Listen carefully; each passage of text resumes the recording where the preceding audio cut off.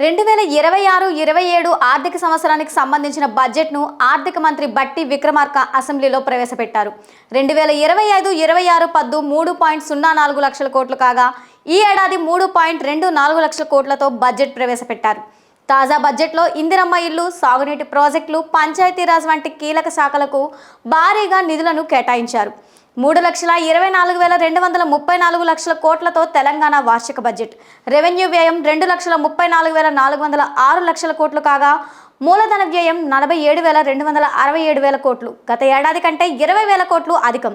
విద్యాశాఖ 26,674, వైద్య ఆరోగ్య శాఖ 13,679, వ్యవసాయ శాఖ 23,179, విద్యుత్ శాఖ 21,285, పౌర సరఫరాల శాఖ 7,366, స్త్రీ శిశు సంక్షేమ శాఖ 3,143, ఎస్సీ అభివృద్ధి 11,784, ఎస్టీ అభివృద్ధి 7,937, మైనారిటీ సంక్షేమం 3,769, ఇరిగేషన్ 22,615, మున్సిపల్ శాఖ 17,907, పశువర్ధన శాఖ 1,525, రాజీవ్ యువ వికాసం 6,000, గృహ నిర్మాణం 7,430, ఐటీ శాఖ 875, చేనేత ఔలీ శాఖ 258, పరిశ్రమ శాఖ 3,490, పంచాయతీరాజ్ 33,688, R&B 12,789, న్యాయశాఖ 2,367, టూరిజం 1,224, గోదావరి పుష్కరాలకు 500 కోట్లు కేటాయింపు.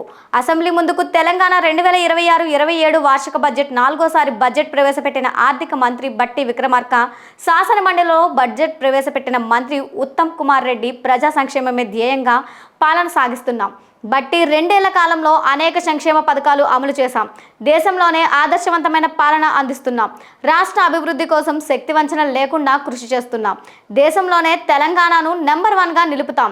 బడ్జెట్లో రైతు సంక్షేమం, మహిళా సాధికారత, యువతకు ఉపాధి వంటి వాటికి ప్రాధాన్యతను ఇచ్చాం. తెలంగాణ సంస్కృతి సాంప్రదాయాలకు పెద్దపీట వేస్తున్నాం. ప్రతి పౌరుడికి సామాజిక ఆర్థిక న్యాయం అందించడమే మా లక్ష్యం. ముఖ్యంగా ఇందిరమ్మ ఇల్లు, అలాగే సాగునీటి ప్రాజెక్టులు, యంగ్ ఇండియా స్కూల్ వంటి ప్రతిష్టాత్మక పథకాలకు భారీగా నిధులు అవసరమవుతాయని అంచనా. ఇందిరమ్మ ఇళ్ల నిర్మాణం కోసం సుమారు 29,000 కోట్లు అవసరమని గృహ నిర్మాణ శాఖ ప్రతిపాదనను పంపింది. గత ఏడాది ఈ పథకానికి 12,571 కోట్లు కేటాయించగా ఈసారి ఆ మొత్తాన్ని 17,000 కోట్ల వరకు పెంచే అవకాశం ఉంది. వ్యవసాయం, విద్య, వైద్య రంగాలకు కూడా ప్రాధాన్యతను ఇస్తూ బడ్జెట్ రూపకల్పన చేసినట్లు సమాచారం.